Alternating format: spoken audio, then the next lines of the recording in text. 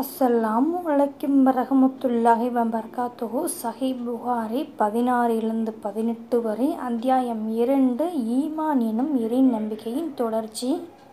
சஹீஹ் புகாரி 17 அத்தியாயம் 2 ஈமான் எனும் இறை நம்பிக்கையின் தொடர்ச்சி. அல்லாஹ்விற்கு இணையாக எதனையும் கருதுவதில்லை, திருடுவதில்லை, விபச்சாரம் செய்வதில்லை, உங்கள் குழந்தைகளை கொல்வதில்லை, நிகழ்காலத்திலும் வருங்காலத்திலும் யார் மீதும் அவதூறு கூறுவதில்லை, எந்த நல்ல காரியத்திலும் எனக்கு மாறு செய்வதில்லை என்று என்னிடம் ஒப்பந்தம் செய்யுங்கள்.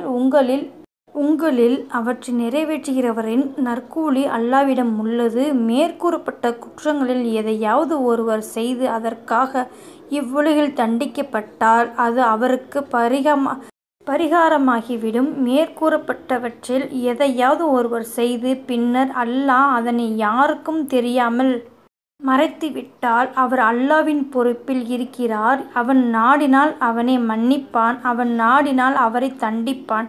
இறைத்தூதர் ஸல்லல்லாஹு அலைஹி வஸல்லம் அவர்கள் தம்மைச் சுற்றி தோழர்களில் ஒரு குழு அமர்ந்திருக்கும் போது கூறினார்கள்.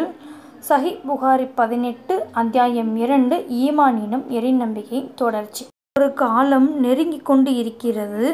அன்று முஸ்லிமின் செல்வங்கள் ஆடுதான் சிறந்தது. குழப்பங்களிலிருந்து மார்க்கத்தை காப்பாற்றிக் கொள்ள அந்த ஆட்டை கூட்டிக் கொண்டு அவன் மலைகளின் உச்சியிலும் மழை பெய்யும் இடங்களிலும் சென்று வாழ்வான் என்று இறைத்தூதர் ஸல்லல்லாஹு அலைஹி வஸல்லம் அவர்கள் கூறினார்கள் என அபு சயீத் அல் குத்ரி ரலி அவர்கள் அறிவித்தார்கள்.